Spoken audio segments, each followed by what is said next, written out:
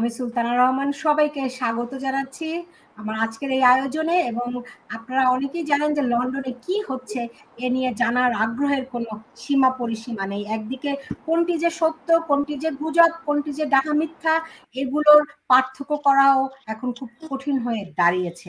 সেজন্য আমার আজকের আয়োজন অনেকগুলো বিষয়ের আমরা সুনির্দিষ্ট করে জানতে চাই। সেজন্য আজকে আমি চলে গেছি লন্ডনে, না মানে আমি নিউ ইয়র্কেই আছি, কিন্তু আমার বিভিন্ন পেশাজীবীদেরকে আমি যুক্ত করেছি লন্ডন থেকে। আমার সঙ্গে রয়েছেন বিএনপির যুক্তরাজ্য বিএনপির এক্সিকিউটিভ মেম্বার শরীফুজ্জামান তপন, শরীফুজ্জামান চৌধুরী তপন, আপনাকে স্বাগত জানাচ্ছি। আমার সঙ্গে রয়েছেন সিনিয়র সাংবাদিক, খুবই বিখ্যাত লন্ডনে, আমারও প্রিয় তানভীর আহমেদ, তানভীরকেও স্বাগত জানাচ্ছি। আমার সঙ্গে রয়েছেন আরেকজন সিনিয়র সাংবাদিক, তিনি লেখক এবং শুধু মানে সাংবাদিক নয়, তিনি লেখক, তার অনেকগুলো পরিচয় রয়েছে। তিনি ইউরোপীয় অল ইউরোপীয় ইউনিয়নের এখানে আপনার প্রথম আলোর সাংবাদিক, তিনি ভোরের কাগজের সাংবাদিক, তিনি অনেকগুলো দীর্ঘদিন ধরে সেখানে সাংবাদিকতা করছেন। আজিজুল আম্বিয়া, জনাব আজিজুল আম্বিয়া, আপনাকে স্বাগত জানাচ্ছি। এবং আমার সঙ্গে রয়েছেন আমার অত্যন্ত প্রিয় ব্যারিস্টার সৈয়দ আবেদিন। আপনাদের তিনজনকে আমি স্বাগত জানাচ্ছি। আশা করি আপনারা ভালো আছেন এবং আমার সঙ্গে সময় দিয়েছেন, সেই জন্য আপনাকে অনেক ধন্যবাদ। আমি জানি তানভীরকে আমার একটু তাড়াতাড়ি করে ছেড়ে দিতে হবে, তানভীর খুবই ব্যস্ত। তানভীরের কাছে প্রথমে যেটি জানতে চাবো, দু তিনটি প্রশ্ন আমার তানভীরের কাছে জানার আছে। সেটি হচ্ছে, প্রথমে জানতে চাই যে ডক্টর ইউনূসের তিনি যেই প্রিন্স চার্লসের কাছ থেকে যে পুরস্কার পেয়েছেন, এটি নিয়ে অনেক রকম সত্য মিথ্যা গুজব, অনেকে বলছেন তিনি আসলে কোনো পুরস্কারই পাননি, তিনি একটি নন প্রফিট অর্গানাইজেশন থেকে পুরস্কার পেয়েছেন, এটি প্রিন্সের নামে চালিয়ে দেওয়া হয়েছে, তিনি নানান রকম গুজব আছে। আমি আপনার কাছ থেকে সুনির্দিষ্ট করে জানতে চাই যে পুরস্কারটি তিনি পেয়েছেন এটির বিষয়টি কি, তিনি আসলেই এটি রাজকীয় পুরস্কার পেয়েছেন নাকি কোনো নন প্রফিটের? তানভীর। ধন্যবাদ আমাকে আমন্ত্রণ জানানোর জন্য। আমি কিছুক্ষণ আগে পলিটিকা টিভিতে একটি বিশ্লেষণ করছিলাম, সম্ভবত আপনি এটি খেয়াল করেছেন, তবে দর্শক যারা দেখেননি তাদের জন্য বলছি। কিং চার্লস হারমোনি অ্যাওয়ার্ড পেয়েছেন, এটি সত্যি। তবে গত 2024 সাল থেকে এই কিং চার্লস হারমোনি অ্যাওয়ার্ডটি দেওয়া হয়। বিতর্কটি শুরু হয়, সবাই প্রত্যাশা করছিলেন যে রাজা তৃতীয় চার্লস এই অ্যাওয়ার্ডটি প্রধান উপদেষ্টা প্রফেসর ডক্টর ইউনূসের হাতে তুলে দেবেন, যেমনটা তুলে দিয়েছিলেন বান কি মুনের হাতে। তো সকাল থেকেই আমরা অপেক্ষা করছি। রাজা তৃতীয় চার্লস বাকিংহাম প্যালেসে গেছেন, সেখানে অডিয়েন্স হিসেবে তিনি রাজা তৃতীয় চার্লসের সাথে দেখা করেছেন। তো স্বাভাবিকভাবে রাজার কার্যক্রমের অংশ হিসেবেই বিভিন্ন অতিথিরা রাজ দরবারে আসেন। এখানে বিশ্ব নেতারা আসেন, ডিপ্লোম্যাটরা আসেন, ভিভিআইপিরা আসেন, সাধারণ মানুষও যান, যারা আমন্ত্রিত অতিথি থাকেন তারা রাজার সাথে প্রতিদিনই এভাবে দেখা করেন, সপ্তাহে 5 দিন। এবং এটি স্বাভাবিক প্রক্রিয়া, এটি এমন নয় যে আলাদা করে প্রফেসর ডক্টর ইউনূসের জন্য করা হয়েছে। প্রফেসর ইউনূস এখানে আসবেন জেনে এটি করা হয়েছে। এখন প্রশ্ন হচ্ছে যে হারমোনি অ্যাওয়ার্ডটির কথা বলা হচ্ছে, তো হারমোনি অ্যাওয়ার্ডটি তিনি গ্রহণ করেছেন কার হাত থেকে? হারমোনি অ্যাওয়ার্ডটি তিনি গ্রহণ করেছেন ডেইম আন লিম্ব। ডেইম আন লিম্ব হচ্ছেন ইউনিভার্সিটি অফ সারের প্রো ভাইস চ্যান্সেলর, এবং তিনি এই অ্যাওয়ার্ডটি তুলে দিয়েছেন। তো এটি যে শুধু তিনি প্রফেসর ডক্টর ইউনূসের হাতে তুলে দিয়েছেন তা নয়, অর্থাৎ এই ক্যাটাগরিতে যারা অ্যাওয়ার্ড পেয়েছেন সব অ্যাওয়ার্ড উইনারদেরকে বিভিন্ন অতিথিরা তুলে দিয়েছেন। ডেভিড বেকহ্যাম একজনকে তুলে দিয়েছেন, এরকম সেলিব্রিটিরা, প্রফেশনালরা তুলে দিয়েছেন। কিন্তু এই প্রফেসর ইউনূসকে দেওয়ার কথা ছিল, আমাদের ধারণা ছিল, যেমনটা আমরা প্রেস অফিস থেকে জেনেছি অথবা বান কি মুনের ছবি দেখে আমাদের মনের মধ্যে একটা ধারণা হয়েছে, যেহেতু বান কি মুনকে দিয়েছেন রাজা চার্লস, তো আমাদের প্রফেসর ইউনূসও রাজার হাত থেকে পুরস্কারটি নেবেন। কিন্তু বিকেলবেলা আমরা দেখলাম যে এই ডেইম আন লিম্ব এটা নিয়েছেন, যিনি কিংস ফাউন্ডেশনের চেয়ার। কিংস ফাউন্ডেশনের চেয়ার হিসেবে তিনি এটি দিয়েছেন। অনেক সময় রাজারা এই বিষয়ে বিতর্ক এড়াতে এটি করে থাকেন। আপনি আপনার স্মরণে থাকবে একটি ছবি রাজা তৃতীয় চার্লসের সাথে চৌধুরী মঈনুদ্দিনের একটি ছবি থাকার কারণে, যখন তিনি ইস্ট লন্ডনের মসজিদের ট্রাস্টি ছিলেন অথবা মুসলিম এরিয়ার ট্রাস্টি ছিলেন, তখন তিনি সেখানে ভিজিটে এসেছিলেন, সাথে একটা হ্যান্ডশেক করে একটা ছবি ভাইরাল হয়েছিল। কিন্তু এরপর থেকে রাজা খুব সতর্ক থাকেন কোনো বিতর্কিত কারোর সাথে, যাতে তার এই কর্মকাণ্ডগুলো না হয়। আমি জানি না এটি বিতর্ক এড়ানোর জন্য রাজা নিজেই পুরস্কারটি না দিয়ে জেইমান লিমকে দিয়ে দেওয়ালেন কিনা, এটি অবশ্যই এটি বিশ্লেষণের ব্যাপার রয়েছে। এখন প্রশ্ন এসেছে, নমিনেশনে তো প্রফেসর ইউনূসের নাম ছিল না, তাই না? আমরা নমিনেশন গুলো দেখেছি কিং চার্লস ফাউন্ডেশনের ওয়েবসাইটে আপনি গেলে বা সাধারণ দর্শকরা গেলেও দেখতে পারবে, সেখানে বিভিন্ন ক্যাটাগরিতে যে অ্যাওয়ার্ড গুলো আছে সেখানে আসলে এই ক্যাটাগরিটি ছিল না। তো আবার এমনও হতে পারে যে এই ক্যাটাগরিটি বিশেষ ক্যাটাগরি, এই ক্যাটাগরিতে যেহেতু রাজা নিজে মনোনয়ন করে থাকেন বা রাজা নিজে সিদ্ধান্ত নেবেন কাকে দেবেন, এটি আসলে মনোনয়নের কিছু নেই, এটি হচ্ছে সিলেকশনের বিষয়। তো প্রফেসর ইউনূসের বিষয়টি হয়তো এমন যে মনোনয়নের বিষয় নেই, এটি সিলেক্ট করেছেন, নিশ্চিত করেছেন প্রফেসর ইউনূসকে দেয়া হবে, সে কারণে হয়তো এটি নমিনেশনে রাখা হয় না। তো অনেক ক্ষেত্রে এগুলো আমরা বিশ্লেষণ করতে পারি, কিন্তু মূল সিদ্ধান্ত তো আসলে কিংস ফাউন্ডেশন নেয়। তারা কিভাবে নেয়, তারা কোন ক্যাটাগরিতে এগুলোকে বিবেচনা করে, সেটি হচ্ছে মূল আলোচনার বিষয়। তবে যদি প্রফেসর ইউনূসের প্রেস উইং, প্রেস সচিব এই বিষয়গুলো খোলাখুলি পরিষ্কার করতেন, তাহলে এই গুজব বা মিস ইনফরমেশন গুলো ছড়াতো না। যেমন আপনি দেখবেন প্রফেসর ইউনূসের ওয়েবসাইটে যদি আপনি যান, প্রধান উপদেষ্টার ওয়েবসাইটে দেখবেন ডেইমান লিম্বের কোনো ছবি নাই। হ্যান্ড ওভার করলেন ডেইমান লিম, কিন্তু ওনার কোনো ছবি নাই। আপনি ছবি দিয়ে রেখেছেন রাজা তৃতীয় চার্লসের সাথে। তো রাজা তৃতীয় চার্লস তো আসলে সকালবেলা আপনি গেছেন এমনি ওনার সাথে দেখা করতে অডিয়েন্স হিসেবে, তো এইটার সাথে আপনার হারমোনি অ্যাওয়ার্ডের কি সম্পর্ক? তো এই যে বিভ্রান্তিগুলো কিন্তু এই প্রেস সচিবের এই পোস্টগুলো থেকে এসেছে। আপনি এখনো গিয়ে দেখেন, আমি হাফ এন আওয়ার আগে দেখেছি সেখানে কিং চার্লসের যে হারমোনি অ্যাওয়ার্ড হ্যান্ড ওভার করছে, ওই সার্টিফিকেট নিচ্ছেন প্রফেসর ইউনূস, এই ছবিটা নাই।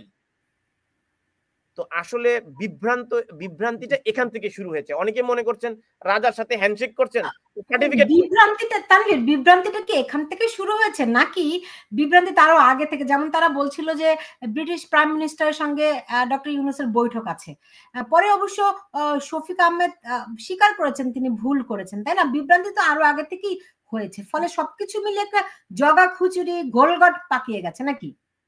দেখুন, একটি দেশের রাষ্ট্রপ্রধান যখন আসবেন, এটি তো এমন নয় যে ব্রিটিশ প্রধানমন্ত্রী তো ডায়েরি মেনটেন করেন।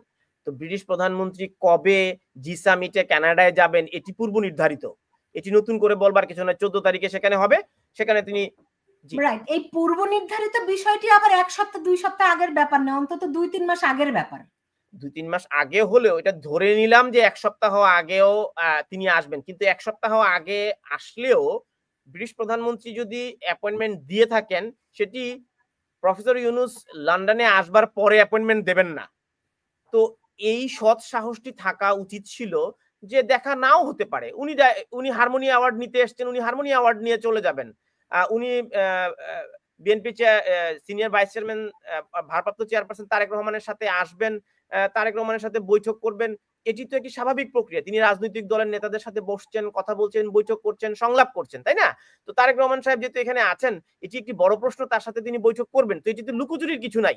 তো এটির সাথে হারমোনি অ্যাওয়ার্ডকে জড়িয়ে, রাজাকে জড়িয়ে, ব্রিটিশ প্রধানমন্ত্রীকে জড়িয়ে, টিউলিপকে জড়িয়ে, মানে আমার কাছে মনে হয়েছে ওনাদের এই পরিচ্ছন্ন পরিকল্পনা ছিল না, যে গণমাধ্যমে কথা বলতে হলেও তো একটি পরিকল্পনার প্রয়োজন হয়। মিথ্যে কথা বললে এটি তো শাক দিয়ে মাছ আপনি ঢাকতে পারবেন না। আপনি একজন ব্রিটিশ এমপির নাম বলে দিলেন, ব্রিটিশ এমপি বলেছে উনি কানাডা যাবে, তো ব্রিটিশ এমপি কে বলেছে যে কানাডায় যাওয়ার কারণে ব্রিটিশ প্রধানমন্ত্রী প্রধান উপদেষ্টার সাথে দেখা করতে পারবেন না, এটি তো বলেননি। তাহলে আপনি ডিসক্লোজ করেন কোন ব্রিটিশ এমপি আপনাকে এই কথাটি বলেছে। তা আপনি কোন ধরনের প্রফেশনালিজম আপনার না থাকলে আপনি একজন ব্রিটিশ এমপির নাম করে বলতেছেন উনি বলেছেন ব্রিটিশ প্রধানমন্ত্রী নাই, কিন্তু আমি দেখলাম বিবিসি 2 তে ব্রিটিশ প্রধানমন্ত্রী সাক্ষাৎকার দিচ্ছে, আমি দেখলাম ব্রিটিশ পার্লামেন্টে প্রাইম মিনিস্টার কোয়েশ্চেনে উনি অ্যান্সার দিচ্ছেন ব্রিটিশ প্রধানমন্ত্রী। তো আপনি প্রেস সচিব, আপনি পৃথিবীর শীর্ষ স্থানীয় একটি শক্তিশালী দেশ ব্রিটেন, এই দেশের প্রধানমন্ত্রী কোথায় আছেন এটি জানা তো একটু গুগল করলেই দেখা যায়। জি, বুঝতে পেরেছি। ওনার শাক দিয়ে আমি একটু জানতে চাই, আমি তানভীর, আমি আপনার কাছে ফিরবো। তারেক রহমানের সঙ্গে কি কি বিষয় নিয়ে বৈঠক হবে, তাদের কার কি চাওয়া, এই বিষয়টি আপনার কাছ থেকে একটু জেনে আপনাকে ছেড়ে দিব। কিন্তু তার আগে আমি একটু যেতে চাই আজিজুল আম্বিয়া আপনার কাছে, যে এই যে শাক দিয়ে মাছ ঢাকার ব্যাপারটি আপনিও কি এরকমটি দেখছেন, নাকি আপনার চোখে কোনো ভিন্নতা ধরা পড়েছে? আসলে ঘটনা যা শুনছেন তা ঠিকই, তানভীর ভাই তো বলে গেছেন।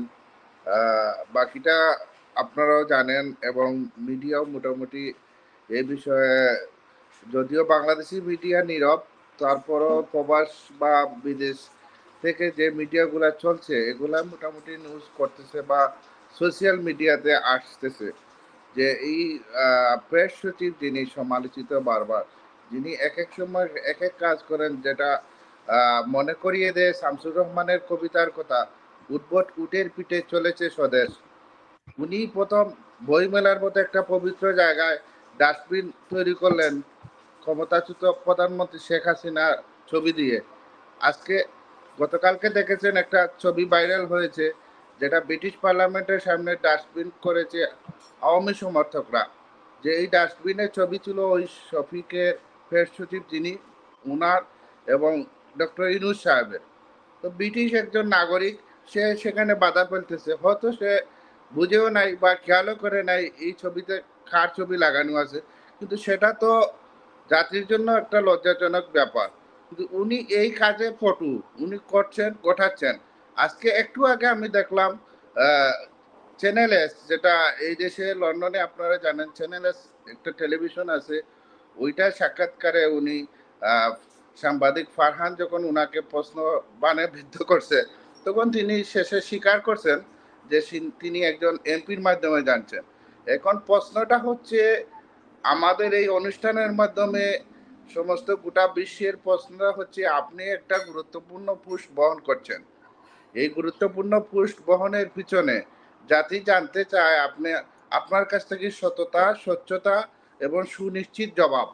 আপনি যেখানে দুয়াশা আছে, যেখানে আপনিও জানেন না ঠিক মতো করে, এখন বলছেন একজন এমপি, যখন একজন এমপি এই দেশের একজন কাউন্সিলর এই অনেক গুরুত্ব বহন করে, ওনারা কিন্তু অধিক অধিক কথা বলেন না, যেটা সত্য এবং যা হবে তাই বলেন। তো এখানকার এমপি এইরকম গুজবে বা এরকম কোনো একটা কথা বলবেন বলে আমরা বিশ্বাস করতে পারি না, যেহেতু এদেশে বসবাস করছি। ধন্যবাদ আপনাকে আমাকে কথা বলার সুযোগ। জি, অনেক ধন্যবাদ। আপনি সঙ্গে থাকেন।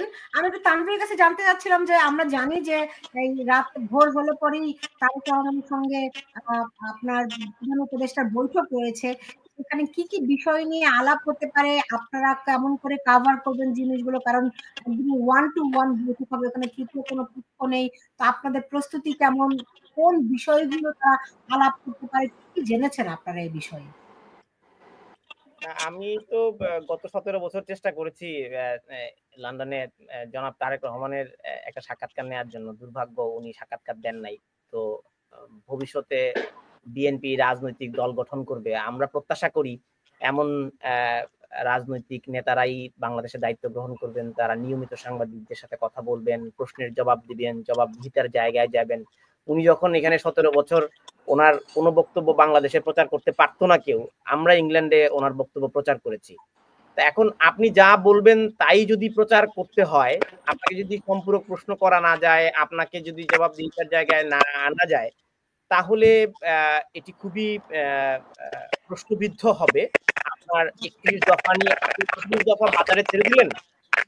এখন এই ৩১ দফা নিয়ে নিশ্চয়ই আমাদের অবজারভেশন রয়েছে, আমাদের প্রশ্ন রয়েছে। এই ৩১ দফার মধ্যে তো প্রবাসীদের কোনো ভোটাধিকারের বিষয়টি নেই। এই ৩১ দফার মধ্যে আমাদের নানা প্রশ্ন থাকতে পারে। তো এই নিয়ে প্রশ্ন করার মতো আমাদের আসলে সুযোগ হয় নাই। গত ১৭ বছরে হয় নাই। তো এখন যেই রাজনীতির বাতাস, বিএনপি সবচেয়ে বড় রাজনৈতিক দল, উনি ক্ষমতায় গেলে তো আরো ১৭ বছর মনে হয় না প্রশ্ন করতে পারবো। হ্যাঁ?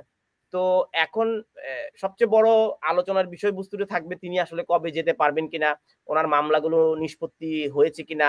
নিষ্পত্তি হলে আবার আমরা দেখলাম যে রাষ্ট্রপক্ষ আপিল করার সুযোগ পাবে। এই যে গ্ল্যাডিয়েটরের মতো যোদ্ধারা অর্ধেক মেরে তারপরে ওখানে নিয়ে যায়, তো এটিও কোনো কৌশল কিনা আমার কাছে মনে হচ্ছে যে প্রফেসর ইউনূস বসার আগে ওদিক দিয়ে একটা রাষ্ট্রপক্ষ আপিল করতে পারবে, ওটা চালু করে আসলেন, এখন বসবেন যে ঠিক আছে। তো খুবই দুঃখজনক যে তারেক রহমানের মামলাগুলো হয়তো একে একে সব উঠিয়ে নেওয়া হচ্ছে। তাহলে বিএনপির অন্যান্য সকল নেতাকর্মীদের মামলাগুলো কি 1.5 লাখ, আমি জেনেছিলাম গত 17 বছরে বিএনপির যত নেতাকর্মীরা আছে তাদের এরকম 1.5 লাখ মামলা ছিল। হ্যাঁ, তো তাদের সব মামলাগুলো কি তারেক রহমানের মতোই তুলে নেওয়া হবে কিনা, তাহলে আইন সবার জন্য সমান কিনা? তারেক রহমান যে সমস্ত মামলাগুলোতে ছিলেন উনি তো একা ছিলেন না, নিশ্চয়ই আরো অনেকেই ছিলেন। তো উনি যে মামলাগুলোতে খালাস পেয়েছেন, তাহলে বিএনপির বাকি সব সাধারণ নেতাকর্মীরা কি দোষ করলো? তাদেরকে কেন খালাস দেয়া হবে না? তাদেরকে কেন সেই মামলা থেকে অব্যাহতি দেওয়া হবে না? তো এটি একটি বড় বিষয়। 10 মাস হয়ে গেল নতুন একটি অন্তর্বর্তীকালীন সরকার এসেছে এবং একটি বড় রাজনৈতিক দলের শীর্ষ নেতা এখান থেকে যেতে পারছেন না। নিশ্চয়ই তিনি গ্রিন সিগন্যাল পাচ্ছেন না। এখন প্রফেসর ইউনূসের সাথে এটি নিশ্চয়ই সবচেয়ে বড় আলোচনার বিষয় হবে, তিনি কবে বাংলাদেশে ফিরতে পারবেন এবং যে সংস্কার প্রস্তাবগুলোর কথা বলা হয়েছে, যে কমিশনগুলোর কথা বলা হয়েছে, সেই সংস্কার কতটুকু আসলে বিএনপি মেনে নেবে। আমি চাতাম হাউসে গিয়েছিলাম প্রফেসর ডক্টর ইউনূসের সেই বৈঠকটিতে। তো চাতাম হাউসের সেই চেয়ার প্রফেসর ইউনূসকে বলছিলেন যে তোমার প্রায়োরিটি গুলো কি কি। তো প্রফেসর ইউনূস আবারও পরিষ্কার করেছেন তিনি জুলাই সনদ চান।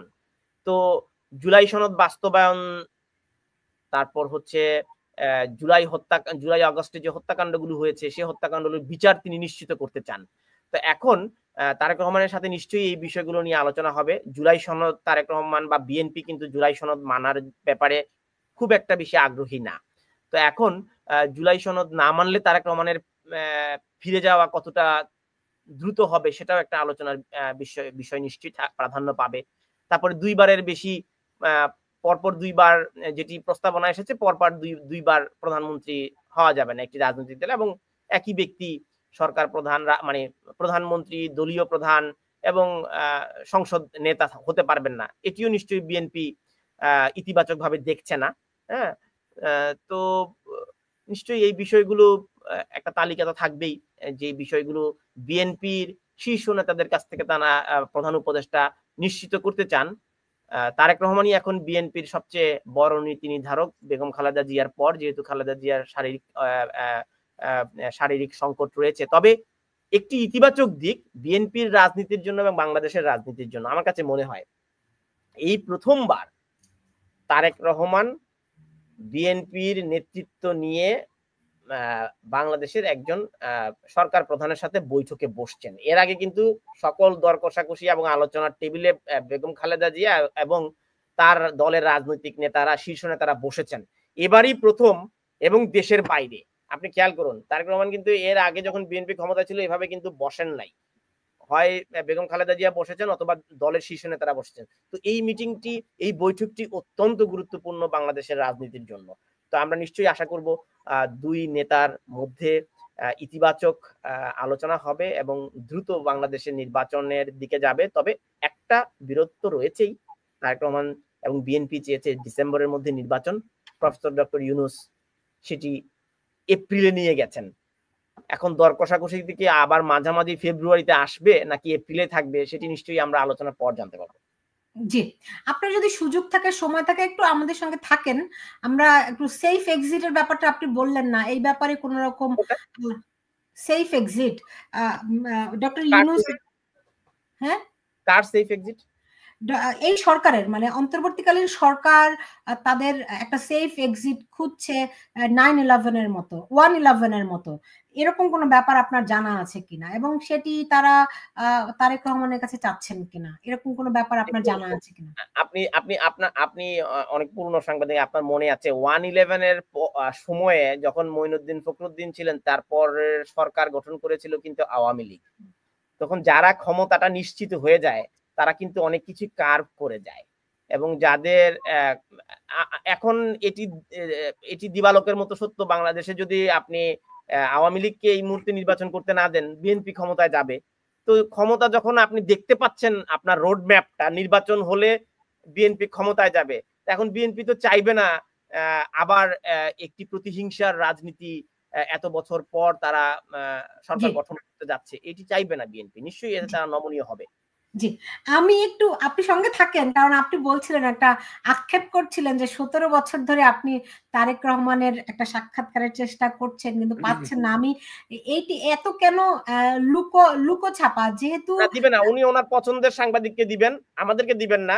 এবং আবার আওয়ামী লীগও একই বিষয়, প্রধানমন্ত্রী যখন ছিলেন শেখ হাসিনা, তিনি কিন্তু বিদেশি গণমাধ্যমকে ইন্টারভিউ দিয়েছেন, এবং আপনি প্রফেসর ইউনূস দেখেন, প্রফেসর ইউনূস বিদেশি গণমাধ্যমকে দেন, এবং ওনার পছন্দের সাংবাদিক ছাড়া উনি ইন্টারভিউ দেন না। এবং আপনি দেখবেন একই কথা সজীব ওয়াজেদ জয়ের ক্ষেত্রেও, সজীব ওয়াজেদ জয়ের ক্ষেত্রেও একই কথা। তো শরীফুজ্জামান চৌধুরী তপন ভাই, আপনার কাছে জানতে চাই যে কেন এত বছর ধরে লন্ডনে আছেন তারেক রহমান, এমনকি বাংলাদেশে গণমাধ্যমে তার কোনো বক্তব্য, বিবৃতি, কোনো কিছু প্রচার প্রচারণা নিষিদ্ধ ছিল, তো তিনি তো স্থানীয় সাংবাদিকদের সঙ্গে কথা বলতে পারতেন। তানভীর একটা খুবই ভালো সাংবাদিক, খুবই প্রফেশনাল একজন সাংবাদিক। শুধু তানভীর নন, এরকম আম্বিয়া ভাইও তাই, অনেক ভালো ভালো সাংবাদিক আপনার লন্ডনে আছেন, কেন তাদেরকে অ্যাভয়েড করা হয়? দলীয় কর্মীর ভূমিকায় যে সমস্ত সাংবাদিকরা থাকে, কেন আপনাদের, শুধুমাত্র তারেক রহমান নন, আমি কিন্তু অন্যদের কথাও বলছি, সজীব ওয়াজেদ জয়ও একই রকম, বেগম জিয়াও একই রকম, তবে আমরা শেখ হাসিনাকে ভিন্ন দেখেছি, তিনি অন্তত, সেটি তার তোষামোদী হোক আর যেমনই হোক, তিনি অন্তত সাংবাদিকদের, দেশি সাংবাদিক, প্রেস কনফারেন্সে আমরা শেখ হাসিনাকে, সাবেক প্রধানমন্ত্রীকে প্রশ্ন করতে পেরেছিলাম। রাইট। এবং আমি প্রত্যেক বছরই নিউ ইয়র্কে তো একবার পাই, বাংলাদেশে থাকতেও প্রশ্ন করার সুযোগ পেতাম এবং কখনোই তোষামোদ করে প্রশ্ন করিনি, সে রেকর্ড আমার আছে। আর যাই হোক, কেন এই ইয়েটা কেন? এবং কালকে এত বড় একটা মিটিং, বাংলাদেশে মানুষ তাকিয়ে আছে যে রাজনৈতিক অচল অবস্থা তৈরি হয়েছে, এখান থেকে উত্তরণের পথ খুঁজছে, তবু কেন সাংবাদিকদেরকে এই আক্ষেপ নিয়ে থাকতে হচ্ছে? কেন তাদের কাছে সুনির্দিষ্ট কোনো তথ্য? ধন্যবাদ আপনাকে, আমি আপনার প্রশ্ন বুঝতে পেরেছি। আমি সবিনয়ে তানভীর সাহেবের সঙ্গে একটু দ্বিমত করব। লন্ডনে তারেক রহমান সাহেব অনেকবারই সাংবাদিকদের সঙ্গে বসেছেন। আমার মনে আছে 2012 সনে বা 13 সনের দিকে যখন আমাদের ইউকে বিএনপির কমিটি হলো, তারপর একটা ইফতার পার্টিতে সাংবাদিকদেরকে নিয়ে বসেছিলেন। তো আপনি তো সেটা বলেননি ভাই, আপনি তো সেটা বলেননি। আচ্ছা, আরো বলি আপনাকে, এই যে রাজা আহমদ চৌধুরী, ফয়সল শোয়েব তারেক রহমান সাহেবকে প্রশ্ন করেছিলেন এবং তারেক রহমান সাহেব উত্তরও দিয়েছিলেন। হ্যাঁ, উনি দেখেন, একটি বিষয় হলো কি, স্থাপকতা এক জিনিস, আমরা বিগত 17 বছর সাংবাদিকতার নামে যে প্র্যাকটিসটা দেখেছি বাংলাদেশে, বিশেষ করে শেখ হাসিনা যখন প্রধানমন্ত্রী ছিলেন, তিনি দেশে ফিরে যাবার পর, বিশেষ করে বিদেশ সফরে আসার পর দেশে ফিরে যাবার পর, এগুলিকে সাংবাদিকতা জানি না, আমি যেটুকু একজন রাজনৈতিক কর্মী হিসেবে যেটুকু বুঝি, আমার কাছে এগুলি কোনো ক্রমেই সাংবাদিকতার একটা ভালো উদাহরণ মনে করি না আমি এইগুলিরে, যেগুলি হয়ে গিয়েছে। এবং আপনি খালেদা জিয়া সম্পর্কে বলছেন, খালেদা জিয়া তো কখনোই কোনো প্রেস মিডিয়াকে অ্যাভয়েড করেননি। আপনার খালেদা জিয়া কখনোই প্রেস কনফারেন্স, মানে তিনি প্রশ্ন উত্তর দেননি, নেভার। না না, কে বললো দেননি? আমি বলতেছি, না না না না, আমি বলছি, দায়িত্ব নিয়ে বলছি। আর আরো একটা কথা বলি আপনারে, ওই যে প্রফেসর ইউনূস সাহেব তো কোনো রাজনৈতিক দলের থেকে তিনি নির্বাচিত কোনো প্রতিনিধি না, ইন্টেরিয়াম গভর্নমেন্টের তিনি প্রধান। তার যে টিম এখানে কাজ করছে, বিভিন্ন ধরনের তাদের হয়তো সীমাবদ্ধতা আছে বা তাদের ভুল ত্রুটি থাকতে পারে, আমি সেই বিতর্কে যাচ্ছি না। কিন্তু তানভীর সাহেব যেভাবে বললেন যে প্রতি সপ্তাহে রাজার বাড়িতে গিয়ে লোকজন দেখা করে, এটা কি একই রকম হয়ে গেল ইউনূস সাহেবের এই সাক্ষাৎকার? এবং নিশ্চয়ই না, আপনার মনে থাকার কথা, আপনি এবং আমি দুইজনই, আপনি রাজার ওয়েবসাইটে এখন যান। না না, ওয়েবসাইট বলছি না, ওয়েবসাইটে যাওয়ার দরকার নেই আমার। আমি এবং আপনি একটি ঘটনার সাক্ষী, আপনি এবং আমি একসঙ্গে এই বার্কিংহাম প্যালেসে একটি অনুষ্ঠানে গিয়েছিলাম, আপনার মনে থাকার কথা। আপনার রানীর রানীর হ্যাঁ, ওই যে গার্ডেন পার্টিতে, গার্ডেন পার্টিতে প্রতি বছর 6.5 একটা সিস্টেম আছে। আপনি এই মানে এত মানে আমরা জাতিগতভাবে লজ্জিত হব যদি আমরা মনে করি যে ওইটা সম্মানের মানে সম্মান করা হয় না ইউনূস সাহেবকে, আমার মনে হয়। যার জন্য এখন যেহেতু টু দ্য পয়েন্টে আসেন তো, কালকে আজকে যে বৈঠকটি আপনার এখানে আছে, মানে রাত পোহালি যে বৈঠকটি, এই বৈঠকের ব্যাপারে একটু আমাদেরকে বলেন। বৈঠক নিশ্চয়ই হচ্ছে, একটা সমঝোতার বাতাবরণ তৈরি হচ্ছে আমার মনে হয়। কারণ রাজনৈতিক সংকট তো রাজনৈতিকভাবেই মোকাবেলা করতে হবে, রাজনীতিবিদদেরকেই মোকাবেলা করতে হবে। এই যে সংকট, আমরা নির্বাচন চাচ্ছি ডিসেম্বরে, প্রফেসর ইউনূস সাহেব এবং তার টিম এপ্রিলের নির্বাচনটা আসলে আমার কাছে মনে হয় না এপ্রিলের নির্বাচনটা করা যাবে। এক রমজান মাস, তারপরে আপনার রমজান মাসে তো নির্বাচনী প্রচারণা চালানো যাবে না। যার জন্য সঙ্গত কারণেই একটা হয়তো আমরা আশা করতে পারি একটা সিদ্ধান্তে পৌঁছানো যাবে যাতে সুষ্ঠু একটি নির্বাচন অনুষ্ঠিত হয়। কারণ জনগণের প্রতিনিধি ছাড়া এসব সমস্যার সমাধান হবে না। এবং অবশ্যই একটা ভাই আমাকে যদি একটু বলতেন, এই যে দুজনের যে বৈঠক, খুবই হাই স্টেক বৈঠক এবং অনেকগুলো বিষয়ে যেগুলোর দিকে মানুষ তাকিয়ে আছে, তো এই ইস্যুগুলো কি কি থাকতে পারে এই বৈঠকে, আমাদেরকে একটা ধারণা দিতে পারেন কিনা, আপনার জানা আছে কিনা?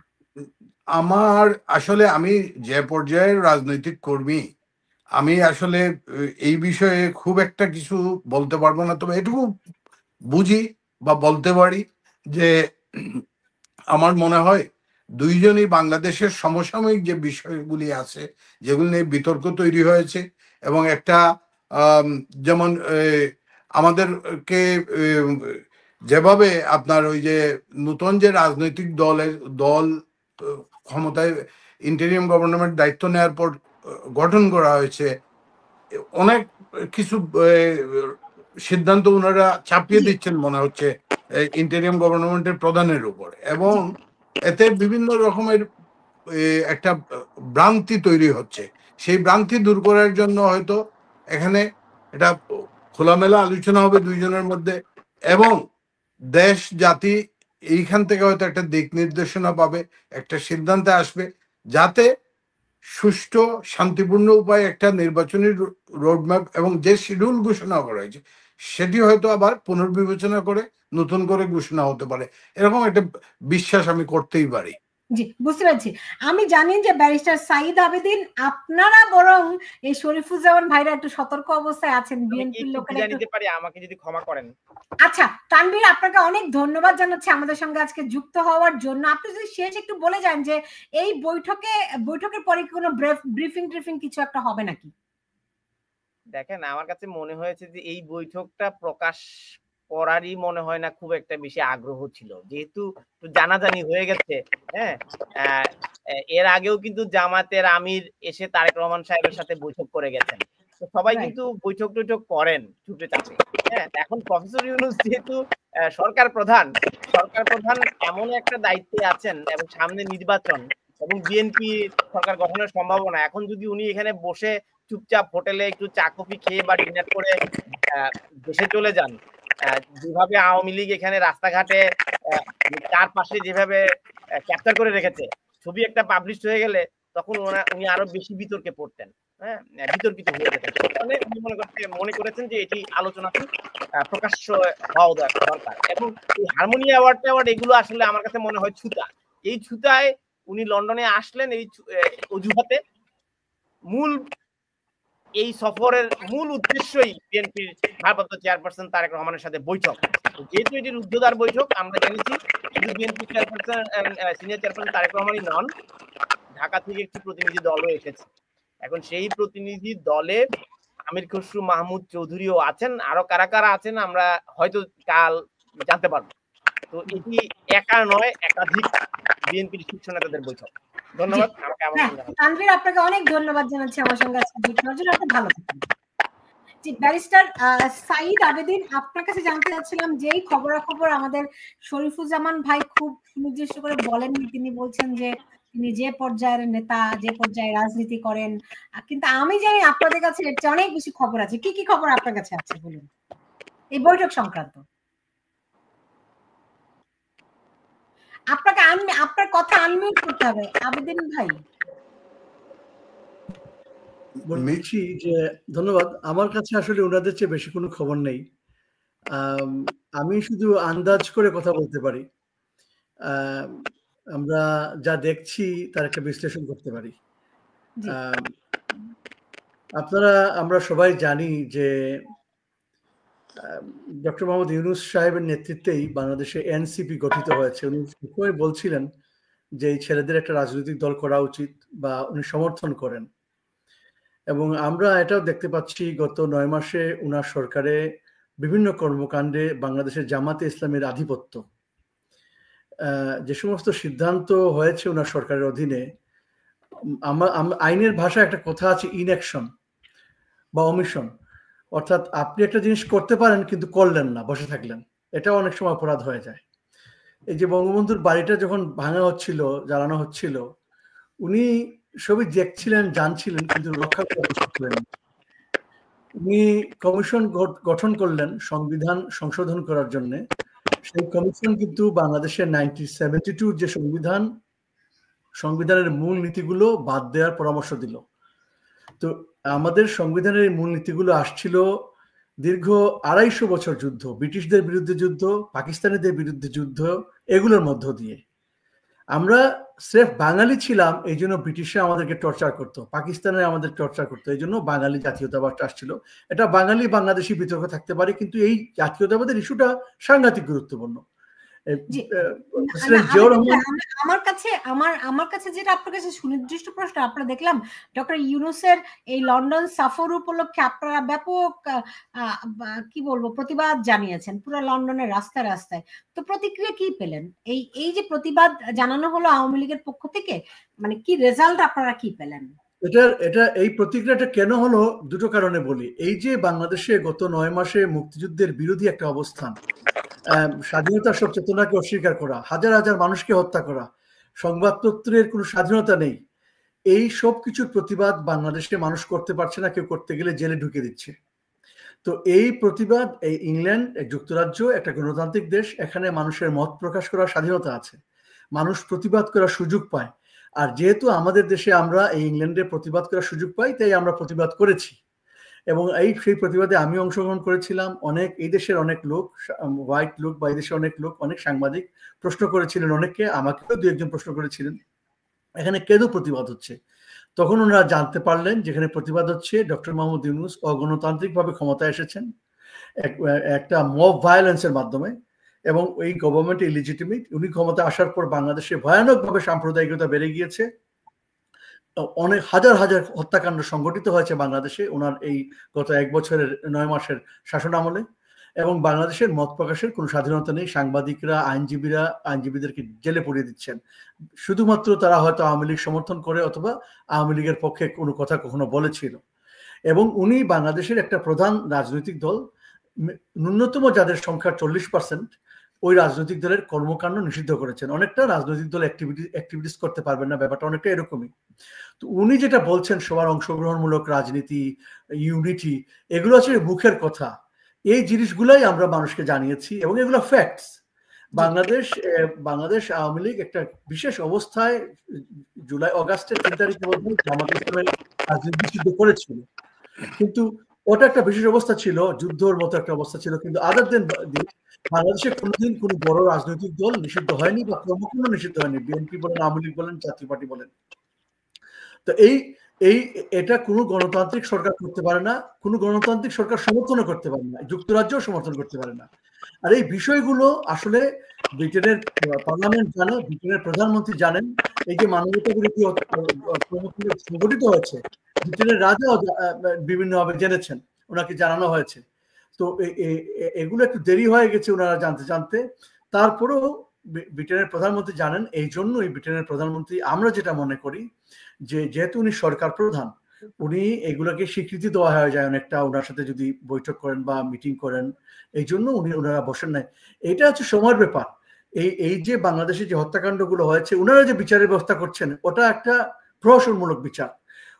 আওয়ামী লীগ যেখানে বলতেছে যে এখানে একটা ষড়যন্ত্র হয়েছে, এখানে এই আবু সাইদকে হত্যা করা হয়েছে, এখানে স্নাইপাররা গুলি করেছে পুলিশের উপর, পুলিশরা গুলি করেছে আত্মরক্ষা করার জন্য, আওয়ামী লীগের যে নেগেটিভ, ওনারা এটা ইনভেস্টিগেশন করবেন না। কেন? ওনারা অধ্যাদেশ দিয়েছেন যে আওয়ামী লীগের অভিযোগ যাদের বিরুদ্ধে, তাদের বিরুদ্ধে কোনো অভিযোগ আপনার তদন্ত হবে না, বিচার হবে না। এটা পৃথিবীর কোনো ধর্মে নেই, ইসলাম ধর্মে নেই, ইংল্যান্ডের আইনেও নেই, বাংলাদেশের আইনেও নেই। এই যে ব্যাপারটা অবস্থান নিয়েছেন, এটা টিকবে না। এটা শুধু সময়ের ব্যাপার। এটা পৃথিবীর কোনো নৈতিকতাও সমর্থন করে না। এই ব্যাপারগুলো আমার মনে হয় শরীফুজ্জামান ভাই কিছু বলতে চাচ্ছেন। জি জি। না, আমি সবিনয় ওনার অনেকগুলি কথার সঙ্গে দ্বিমত করব। ওনারা প্রতিবাদ করবেন, অবশ্যই করবেন। ওনাদের যদি ইউনূস সাহেবের পক্ষেও আমরা দেখেছি লন্ডনে আলতাবাজি পার্কে বিশাল সমাবেশ হয়েছে, যদি আমরা সেখানে যাইনি।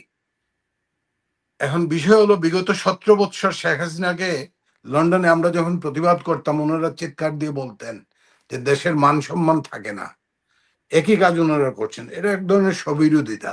দ্বিতীয়ত হলো, উনি যেভাবে বললেন যে ওই আওয়ামী লীগের হাজার হাজার নেতাকর্মীকে খুন করা হয়েছে, ওনাদের মহাসচিব সাধারণ সম্পাদক তো নিজেই বলেছিলেন যে 50 লক্ষ লোক মারা যাবে আওয়ামী লীগ ক্ষমতায় না থাকতে। ক্ষমতা থেকে চলে গেলে কয় লক্ষ লোক মারা গেছে, কয় হাজার মানুষ মারা গিয়েছে। ওনারা যতগুলা নির্মমতা চালিয়েছেন, যেভাবে মানুষকে মেরেছেন, আমি 14 বছর আমার দেশে যেতে পারি নাই, আমার বাবার লাশটা আমি দাফন করতে পারি নাই।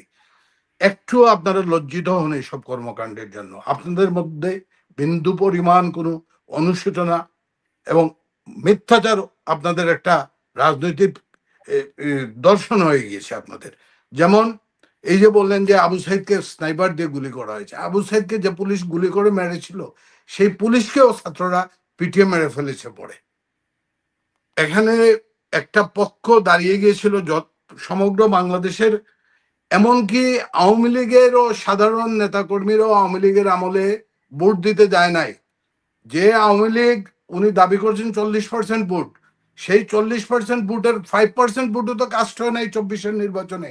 রাতের ভোট আমি ডামির নির্বাচন দিয়ে আপনারা কিভাবে দাবি করেন যে আপনারা জনগণের প্রতিনিধি?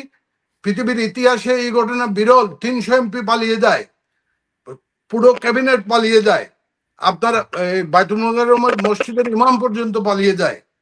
তো এই অবস্থা থেকে ইন্টেরিয়াম গভর্নমেন্টের ভুল ত্রুটি থাকতে পারে, আমরা এর সঙ্গে দ্বিমত করছি না।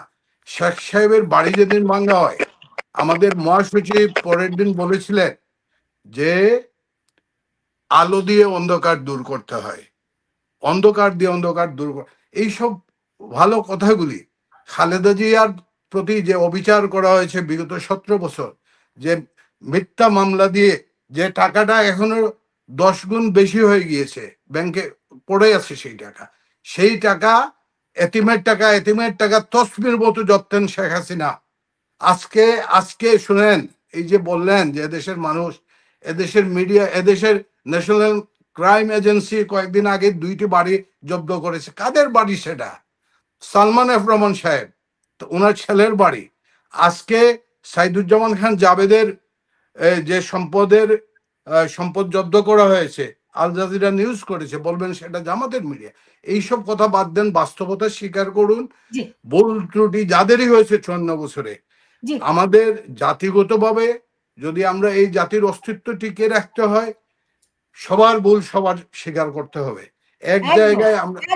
এবং জনগণের, আমরা আওয়ামী লীগ নিষিদ্ধের ব্যাপারে আমাদের বক্তব্য আছে। আমরা বলেছি আমরা কোনো রাজনৈতিক দলকে নিষিদ্ধের পক্ষে নই। বিএনপি যতটুকু উদারতা দেখিয়েছে এই পর্যন্ত, আমাদের জায়গায় আপনারা হলে আমাদেরকে বাড়ি ঘরে থাকতে দিতেন না।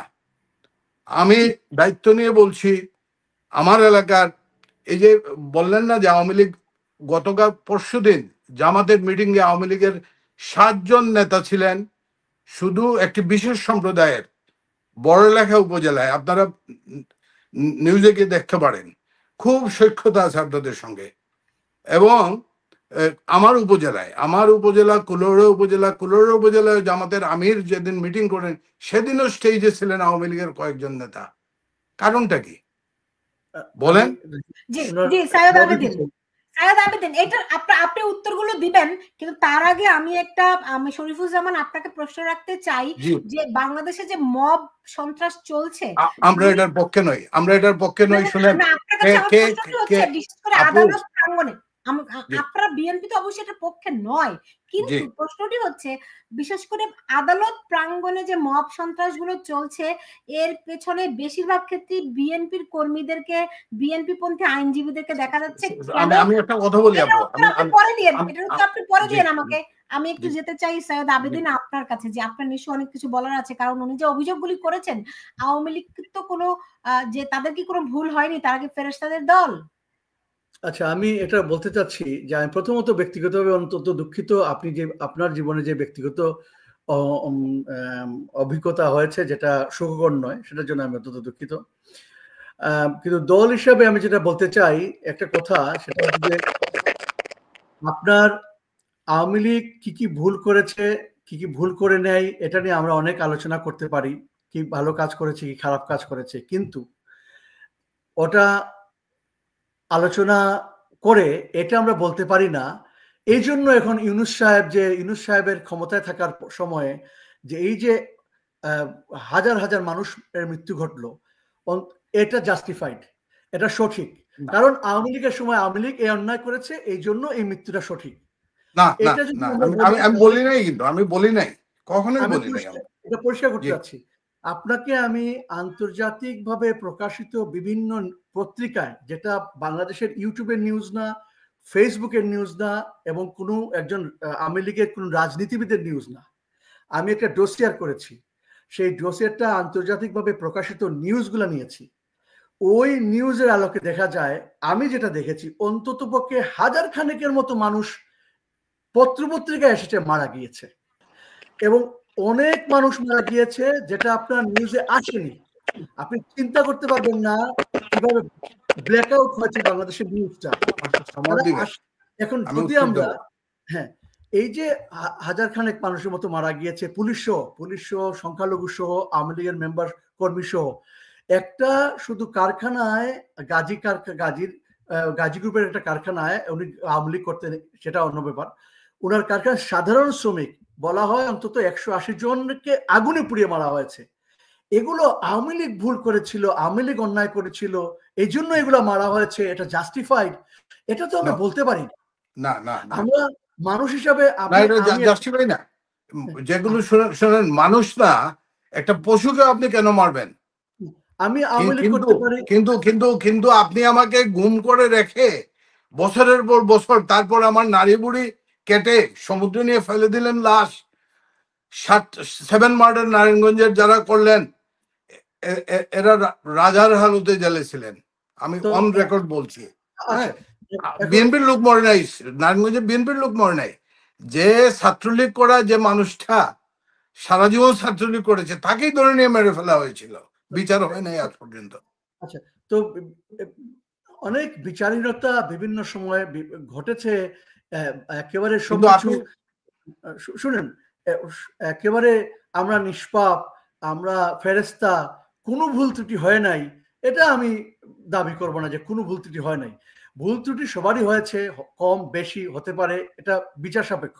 এই যে জুলাই আগস্টের কথা যেটা বললাম, যেটা আপনি আবু সাহেবকে স্নাইপার দিয়ে মারা হয়েছে বলে না, আমি বলছি স্নাইপাররা এসে গুলি করেছে, এটা প্রমাণিত। আমার কথা হচ্ছে যে এটা প্রমাণিত, এখনো স্নাইপার পাওয়া গেছে, গত সপ্তাহে স্নাইপার পাওয়া গেছে, বলা হচ্ছে এটা আওয়ামী লীগের, ঠেক দেওয়া হয়েছে, কিন্তু পরে ইনভেস্টিগেশন করে দেখা যায় এটা সমন্বয়। তো এবং খুবই আধুনিক স্নাইপার, এটা আপনি নিউজ ঘাটাঘাটি করলেই পাবেন। তো এরা কোত্থেকে এগুলো পেল? প্রশ্ন হচ্ছে আওয়ামী লীগ যেটা বলতে চাচ্ছে, ইনভেস্টিগেশন করেন। আমি যদি বলি আমাকে XYZ মেরেছে, জাতিসংঘের মানবাধিকার কমিশন ইনভেস্টিগেশন করে রিপোর্ট দিয়েছে। জাতিসংঘের মানবাধিকার কমিশন কোনো ফরেনসিক ইনভেস্টিগেশন করে নাই, নাম্বার 1। আর উনি একটা ভেরি ইন্টারেস্টিং কথা বলেছেন, যেটা সবাই বলে না। বাংলাদেশের বর্তমান যে সরকার বলেছে 700 কতজন জানি 780 জন, আপা একটু কারেক্ট করে দেন না, 740 জন মারা গেছে। জাতিসংঘ 750 মতো আর কি। হ্যাঁ, সরকার বলেছে 750। আপনি সরকারের কাছ থেকে তাদের ওয়েবসাইটে গিয়ে দেখেন তারা কতজন বলেছে, কিন্তু জাতিসংঘের মানবাধিকার বলছে এই 750-র বাইরেও আওয়ামী লীগের কর্মী, আওয়ামী লীগকে সমর্থন করে এই জাতীয় লোক আরো 750-কে মারা হয়েছে। এই জাতিসংঘের যিনি একেবারে পাড়ায় পাড়ায় গিয়ে ইনভেস্টিগেশন করতে পারেননি, উনি শুধুমাত্র মানে বার্সাই বিউটিকে দেখেছেন এবং উনার সাথে ছিল জামায়াতের ছেলেমেয়েরা যারা ছিল, তারা বলেছে আমরা শিবিরের ছেলে, আমরা ওনাকে অ্যাসিস্ট করেছি ইনভেস্টিগেশনে। তাদের ক্যালকুলেশনে প্রায় 700 থেকে 750 আওয়ামী লীগের মানুষ মারা গিয়েছে এবং তারা অধ্যাদেশ দিয়ে বলেছে যে আইন করে দিয়েছে যে এই হত্যাকাণ্ডের বিচার হবে না, ইনভেস্টিগেশন হবে না। আপনি একজন মানুষ হিসেবে বলে যান আমি না আমি বিএনপি না বা আওয়ামী লীগ না, বা একজন মানুষ হিসেবে আমি কোনো হত্যাকাণ্ডকে সমর্থন করি না, কিন্তু আমি একটা কথা বলি আপনারে, এই যে আমি আসেন আমার জেলা হলো মৌলভীবাজার, জানি আপনার জেলা কোনটা, আমার জেলা মৌলভীবাজার। আমার জেলায় একজন আমার সাবেক উপজেলা চেয়ারম্যান, তিনি অভিযোগ করেছেন তার বাইকে আর্মি ধরে নিয়ে গিয়ে টর্চার করে মেরে ফেলেছে। আমি শুধু এই একজন মানুষের আমার জেলায় জানি যে তিনি অভিযোগ করা হয়েছে যে আর্মি উনাকে ধরে নিয়ে, কোনো বিএনপি বা জামাত বা অন্য কেউ মারে নাই, আর্মি ধরে নিয়ে টর্চার করে মেরে ফেলেছে। আমি একটু বলি মৌলভীবাজার সম্পর্কে। মৌলভীবাজারে আমার এক ছোট ভাই আওয়ামী লীগ করতো, তার মা এবং চাচিকে হত্যা এটা মিথ্যা। আমার নানার বাড়ির সামনের বাড়ি, সম্পূর্ণ মিথ্যা। শর্ট সার্কিট থেকে বিদ্যুতায়িত হয়ে আপনার ওই যে রুমেল চেয়ারম্যানের মা এবং খালা, এটা আমি সাক্ষী, আমি ওই দিন ওইখানে ছিলাম ভাই। আমার নানার বাড়ি, আমার ওই বাড়ির সামনে আমার জন্ম হয়েছে, আমার জন্মস্থান ওইটা। আমি সম্পূর্ণ ঘটনা জানি, এটা সম্পূর্ণ মিথ্যা। একজন আইনজীবীকে হত্যা করা হয়েছে, এটা তো প্রতিপত্তি। আইনজীবীকে তো ভাই, আইনজীবীকে তদন্ত করে বের করা হয়েছে। উনাকে ওই যে উনার অন্য আরেকজনকে টার্গেট কিলিং করার জন্য একটা কিশোর গ্যাং ওই আইনজীবীকে মেরে ফেলছে, চেহারার সঙ্গে মিল। ওই আসামিগুলোরও ধরা হয়েছে, জেলে আছে এরা। তো কোনটা? এগুলো তো রাজনৈতিক কোনটা না। শ্রীমঙ্গলে কিছু আপনার ধর্মীয় সংখ্যালঘুদেরকে আক্রমণ করা হয়েছে একেবারে। শুনেন, আমার উপজেলায় একটা কথা বলি বড় ভাই, আমার উপজেলায় আমি লেখালেখি করি, আমার একটা বই প্রকাশিত হয়েছে। সেই বই প্রকাশনার অনুষ্ঠানের ছবি আমি আপনারা এখন দিতে পারবো। আপনি কি বলতে চান যে ডক্টর ইউনূসের না আওয়ামী লীগের, শুনেন, আওয়ামী লীগের ইন্টারেস্ট না আওয়ামী লীগের না বিএনপি আমি করি ভাই, বিএনপি আমি করি। ওইখানে 50% মানুষ ছিলেন হিন্দু সম্প্রদায়ের, পূজা উদযাপন কমিটির, এবং আওয়ামী লীগের একজন তাত্ত্বিক বুদ্ধিজীবী ডক্টর বানুপুরকায়স্থ, যিনি আমার অনুষ্ঠানটা প্রিসাইড করছেন ভাই। আপনারা সংখ্যালঘু গেমটা আর খেলবেন না প্লিজ। দেখুন, চট্টগ্রামের সংখ্যালঘুদের হত্যা করা হলো কালকের আগের দিন, 3-4 দিন আগে একটা বাংলাদেশে। আমি তো প্রমাণ করে দিলাম আপনারে। শুনেন, তবে আমি একটা কথা বলি ভাই, আমি একটা বিষয় আপনার সঙ্গে সম্পূর্ণ একমত। এই যে মব জাস্টিস, আমি বোরকা পরলাম বলে আপনি আমার বোরকা খুলে ফেলবেন, আমাকে মেরে ফেলবেন? বা আমি স্লিভলেস ব্লাউজ আমার মেয়ে পরলো বলে তাকে আলকাতরা লাগিয়ে দেওয়া হবে, এর কোনোটাই আমি সমর্থন করি না, এবং আমার দলও কোনোটাই সমর্থন করে। বাংলাদেশে একদিনে 175টা রেপ হয়েছিল, এটাকে অস্বীকার করবেন? রিপোর্টেড। আপনাদের তো এক ছাত্র নেতা আপনার ওই যে সেঞ্চুরি উদযাপন করেছে 96 সনে, না একটাও সহ্য করি না, আমি একটাও সহ্য করি না। কিন্তু এগুলি করানো হচ্ছে। শুনেন, যেভাবে টাকা শুনেন, এখনো প্রশাসন বলেন আর ইয়েতে বলেন, বিগত 15 বছরে যে ফ্রাঙ্কেনস্টাইন তৈরি করা হয়েছে, সেইগুলির আধিপত্যে এই যে শিবিরের ছেলেরা বললেন না, এই শিবিরের ছেলেরাই একসময় ছাত্রলীগ সেজেছিল, অনুপ্রবেশকারী ছাত্রলীগে। এরাই এখন আবার ছাত্রলীগের ছেলেরা এখন শিবিরে অনুপ্রবেশকারী। আপনি খবর নিয়ে দেখেন, আমি বিভিন্ন জায়গায় দেখাতে পারবো এটা। আমি যে প্রশ্নটা আপনাকে করেছিলাম, এখানে আরো একজন একই মন্তব্য করেছেন, তাজ। তিনি বলেছেন সারা দেশে মব সন্ত্রাস সবচেয়ে বেশি করেছে বা করছে বিএনপি। আমিও কিন্তু এমনটাই খবর পেয়েছি। হ্যাঁ, বিশেষ করে সত্য নয়। শোনেন, বিএনপি একমাত্র রাজনৈতিক দল যে এই জুলাই আগস্ট বিপ্লবের পর তার 5,000 নেতাকর্মীকে বহিষ্কার করেছে। কেন করলো? তারা এই সমস্ত স্থায়ী কমিটির আমাদের সর্বোচ্চ নীতি নির্ধারণী কমিটির সদস্যদেরকেও সকস করা হয়েছে। তো আমরা তো এটা সিস্টেম চাচ্ছি। আপনি যখন আপনার ওই যে বন্যা আসে, বন্যা হওয়ার পরে বুঝছেন মাটিতে পলি আসে, নতুন করে উর্বর হয় জমি, আবার এর সাথে সাপ বিচ্ছু অনেক কিছুই আসে আপনার, যার জন্য এই যে 17 বৎসরের যে শাসন, সেই শাসনের যে কুফল জাতি পেয়েছে, এখন আপনি একদিনে সবকিছু ক্লিন করতে পারবেন না। এবং এই যে গভর্নমেন্টের ব্যর্থতা হলো, বুঝছেন, এই যে 9 মাসে এই গভর্নমেন্টের ব্যর্থতা হলো, এরা এখন পর্যন্ত তাদের লক্ষ্য নির্ধারণ করতে পারেননি এবং সঠিক কাজগুলো করতে পারতেছেন না ওনারা। প্রশাসনিকভাবে বিভিন্ন ধরনের তৈরি হচ্ছে।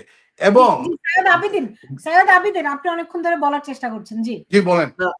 না উনি তো আমার কথা থেকে বারবার নিয়ে যাচ্ছেন। সরি, বলেন বলেন।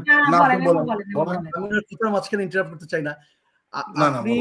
আপনি কি আসলে অস্বীকার করেন যে গত 9 মাসে বাংলাদেশে ভয়ানক ভাবে মব সন্ত্রাস হয়নি? আপনি বলতে যাচ্ছেন মানুষকে হত্যা করা হয়নি, আপনি বলতেছেন মেয়েরা, না আমি তো এই 9 মাসে 2 বার দেশে গিয়েছি ভাইয়া, ওরবার জ্বালিয়ে দেওয়া হয়নি। আচ্ছা আমি বুঝতে পারছি আপনারা একজন আমাদের ইন্টারফেয়ার করছেন। আমি একটু যেতে চাই। না ইন্টারফেয়ার না, আমরা জাস্ট খোলামেলা আলোচনা করতেছি, কোনো ইন্টারফেয়ার না।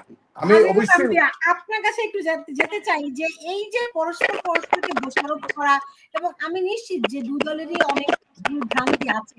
আওয়ামী লীগ যেভাবে করে বিএনপি কোণঠাসা করে রেখেছিল, নিশ্চয়ই তারা অনুধাবন করতে পারছে। আম্বিয়া ভাই, আমি অনেকবার আপনাকে টেক্সট করেছি, আপনার এখান থেকে একটা শব্দ নয়েজ আসছে, পুরো অনুষ্ঠানের মধ্যে একটা নয়েজ করছে, আপনি একটু খেয়াল করবেন যে কোথা থেকে জিনিসটা আসছে। আপনার কাছে এখান থেকে এই পরস্পরের দোষারোপ থেকে আমরা সামনে কিভাবে আগে বাড়তে পারি? আমরা আসলে রবীন্দ্রনাথের একটা কবিতা আছে, রূপনারায়ণের কুলে জেগে উঠিলাম, জানিলাম এই জগৎ স্বপ্ন নয়, রক্তে রক্ত করে দেখিলাম আপনারে, আঘাতে আঘাতে বেদনায় বেদনায়, সত্য যে কত কঠিন, আমি কঠিনেরে ভালোবাসিলাম। আমার কথা এখান থেকে শুরু করতে চাই। আমাদের ভাই তপন ভাই, উনাকে আমি পার্সোনালি চিনি। আমরা সব কিছুর পরে আমাদেরকে এইটা বিবেচনা করা উচিত, আমরা মানুষ, আমাদের ভুল ভ্রান্তি থাকতে পারে, কিন্তু আমরা আমাদের দল বা আমাদের পক্ষ বা আমাদের পথকে এগিয়ে নিয়ে যাওয়ার জন্য মিথ্যা বা প্রবঞ্চনা বা এই যে গুজব, এগুলা থেকে আমরা দূরে থাকা, অন্তত পক্ষে যারা কবি, সাহিত্যিক, সাংস্কৃতিক কর্মী বা যারা নিজেদেরকে একটা স্কিল পর্যায়ে নিয়ে পৌঁছাতে পারছি, তাদেরকেও সংগত হওয়া উচিত আমি মনে করি। আমি কয়েকটা বিষয় শুনলাম আপনাদের যে বিষয়গুলা, তপন ভাই যেটা 17 বছরের কাহিনী নিয়ে বলছেন যে নির্বাচন হয় নাই, যদি নির্বাচন না হয় তাহলে আপনারা কেন ইশাককে এখন মেয়র হিসেবে চাইতেছেন? যদি শেখ হাসিনার আমলে নির্বাচন আপনারা মেয়র হিসেবে চাচ্ছেন। আমার আরেক ভাই বলছেন যে উনি আবার দোষারোপ করছেন। আমি কিন্তু পক্ষপাতিত্ব না, আমি বলতে চাচ্ছি বাংলাদেশের যে সার্বিক চিত্র যদি আপনারা বিশ্লেষণ করেন, তাহলে দেখেন আওয়ামী লীগের আমলটা দেখেন, বিএনপির আমলে দেখেন, এখনকার সময় দেখেন। আমি একটু আগে আমার ওই ফেসবুকটা স্ক্রল করতে গিয়ে দেখলাম আমার পোস্ট, মানে 3 দিন আগের পোস্ট, যেটা সমকালে এসেছে, বিগত 10 মাসে 3,59,000 মামলা হয়েছে, 666টা শুধু সাংবাদিকদের উপর মামলা, কয়েকজন সম্পাদক এখনো জেলে আছে। সাংবাদিক ফারজানার উপর তার মাকে দেখতে পারে নাই, মা মারা গেছে, মাকে দেখার সুযোগ দেওয়া হয় নাই। আপনারা কথা বলেছেন মৌলভীবাজার, ভাগ্যক্রমে মৌলভীবাজার আমাদেরও জেলা, তো মৌলভীবাজারেও যে কথাগুলা নিয়ে এসেছেন, আমরা শুধু আসলে আমরা রাজনৈতিক সাপোর্ট বা আমরা আমাদের নিজেদের দর্শনকে এগিয়ে নেওয়ার জন্য আমি মনে করি যে আমরা সত্যটা ছাড়ার দরকার নাই। আমরা বর্তমানে যে আমরা বাংলাদেশ তথা বাংলাদেশের যে প্রেক্ষাপট মানে দাঁড়াইছে, এই প্রেক্ষাপটে আমাদেরকে অবশ্যই স্বীকার করতে হবে আমরা কোন জায়গায় আছি। তপন ভাই বলছেন যে 5,000 নেতাকর্মীকে বহিষ্কার করছে বিএনপি, তাহলে তো আপনি স্বীকার করছেন 5,000 যদি বহিষ্কার হয় বিএনপির নেতাকর্মী, তাহলে মনে করেন যারা চুকে পড়ছে তাদেরকে আপনারা বহিষ্কার করছেন। এই চুকে পড়ার বাহিরে যে একটা অংশ, বিরাট অংশ, সেটা তো আসে নাই।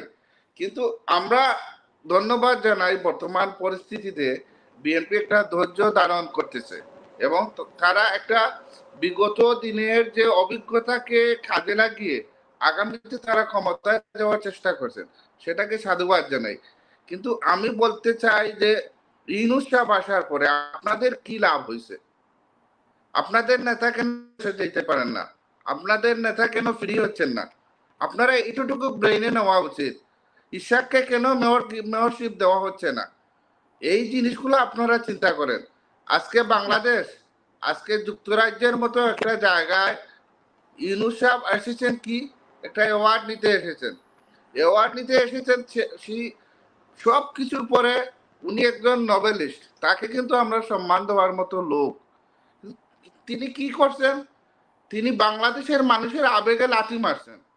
যেদিন তিনি বাংলাদেশে গেলেন সেদিন তিনি বলছেন যে তিনি দেশে শান্তি দেওয়ার জন্য বা এরকম একটা বক্তব্য দিলেন নাই, আপনারা দেখতেছেন।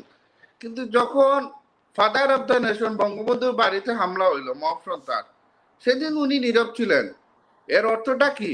এবং উনি তো এখনো উনি কিন্তু প্রকাশ করেন নাই তাকে খাড়া বসাইছে, তিনি কি চান, তার পলিটিক্যাল এথিমটা কি, উনি কি করতে চাইতেছেন এখনো কিন্তু উনি ক্লিয়ার করেন নাই। এখানে সংখ্যা থেকে যায় বারবারই যে তাকে কেউ বসাইছে হয়তো বাংলাদেশের কোনো স্বার্থ আছে, তার কাছ থেকে উদ্ধার করবে, না হয় তাকে রাজনৈতিক নেতারা বসাইছেন যাদেরও তাদের কোনো স্বার্থ আছে, না হয় তিনি তার কিছু করতে চাইতেছেন। এখন আসুন তপন ভাই, আমি বা ওই যে আমাদের ব্যারিস্টার উনি আমি জানি উনিও একজন সম্মানিত ভদ্রলোকের ছেলে, যে মানে গাছ অনুযায়ী যেভাবে ফল হয় সেরকমই আমি চিনি। আমি বলতে চাই যে আসুন আমরা দলাদলি মতভেদ মত পার্থক্য ভুলে যাই, ভুলে দেশটা কিভাবে করা যায়, কিভাবে আমরা দেশটাকে আমরা এবং আমাদের গণতন্ত্রটাকে আমরা ধরে রাখতে পারি। আজকে আপনি চিন্তা করেন তপন ভাই, ইউনূস সাহেব কিন্তু এখনো ক্লিয়ার করেন নাই। উনি এপ্রিলে নির্বাচন দিতে বলেছেন, সেটা আপনি বলছেন। এপ্রিলে বাংলাদেশ রোজা মাস, এপ্রিলে হচ্ছে তখন ঝড় বৃষ্টির সময়, সেই সময় তিনি তখন এসএসসি পরীক্ষার সময়, সম্ভবত এইচএসসি পরীক্ষার সময়, তখন তিনি বলবেন যে এই সময়ে এই পরিস্থিতির কারণে আমরা দিতে পারতেছি না, নির্বাচন পিছিয়ে নেবেন। আজকে শেখ হাসিনা তিনি আজকে অলরেডি বলে ফেলেছেন, আমি যা বলছি তা তো সব বাস্তবে পরিণত হচ্ছে, ইউনূস নির্বাচন দিবে না। এখন আমার কথা হচ্ছে যে উনি ক্ষমতায় এসেছেন, উনি তো ভোটের মাধ্যমে আসেন নাই।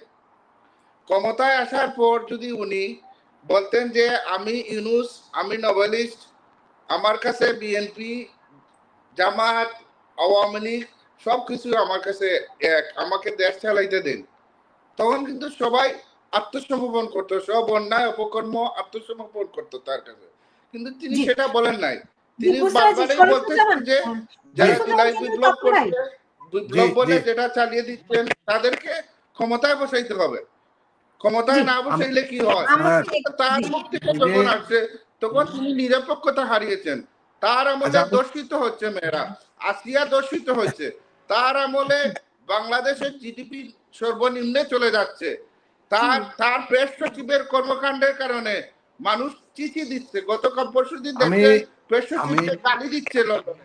আপনি যা যা বলছেন ইউনূস সাহেব সম্পর্কে বা ইন্টেরিয়াম গভর্নমেন্ট সম্পর্কে আপনি যা যা বলছেন সে সমস্ত না না, যেহেতু এনসিপি বা ইউনূস সাহেবের ডক্টর খলিকুজ্জামান, আমি চিনি, আমি চিনি, নোবেল পাইছে যৌথভাবে।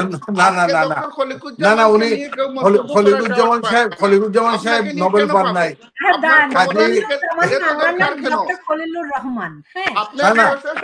কোটি টাকা কর ফাঁকি দিবেন আপনি? ডক্টর কাজী সৎ হন, কেন কর ফাঁকি দিবেন? আপনি আপনার গ্রামীণ ব্যাংকে কেন ইউনিভার্সিটি করবেন? এইসব দেখেন, ভাই আমার একটু কথা বলতে দেন, আপনার কথা আমরা শুনছি, আপনার তো লোভের একটা পর্যায়ে থাকা উচিত। না না, আমি একটু কথা বলি আপনার।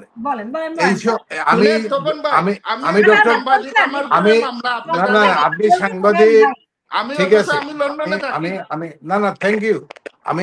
আমার একটা কথা শুনেন আপনি। আমি ডক্টর ইউনূস সাহেবকে রিপ্রেজেন্ট করতে এখানে আসিনি, এনসিপি কেও রিপ্রেজেন্ট করতে এখানে আসিনি।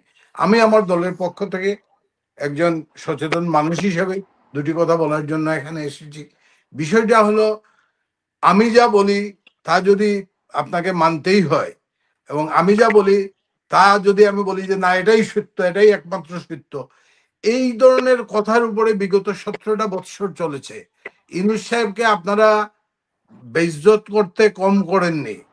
আপনি মুক্তিযুদ্ধের চেতনার কথা বলেন, 6 দফার পক্ষে ইত্তেফাকের মানিক মিয়া কলাম লিখতে লিখতে, শুনেন আমি বলি, আপনি বলছেন, আচ্ছা ভাই আমার আপনি আসেন আমার কথাটা, আরে ভাই না না আপনি যদি আমাদের বাধা দেন তাহলে আমি কথা বলতে পারবো না। যে মানিক মিয়ার ছেলে, যে আপনার তিনি আওয়ামী লীগের এমপি ছিলেন, তাকে আপনারা আদালতে মেরে মাথা ফাটিয়ে দিয়েছেন। বাংলাদেশে যখন কোভিড হয়েছে, বন্যা হয়েছে, প্রাকৃতিক দুর্যোগ হয়েছে, কোন জায়গায় ইউনূস সাহেব দাঁড়াইছে?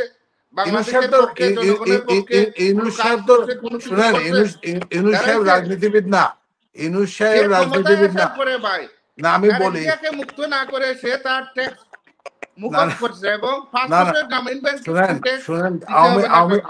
আওয়ামী লীগ যখন 17 বছরে আমাদেরকে আওয়ামী লীগ যখন 17 বছরে এত নির্যাতন, নিষ্পেষণ, নিপীড়নের পরও আমাদেরকে নিঃশেষ করতে পারে নাই, ইউনূস সাহেবও পারবেন না, বা অন্য কারো খায়েশ হলেও পারবেন না ইনশাল্লাহ।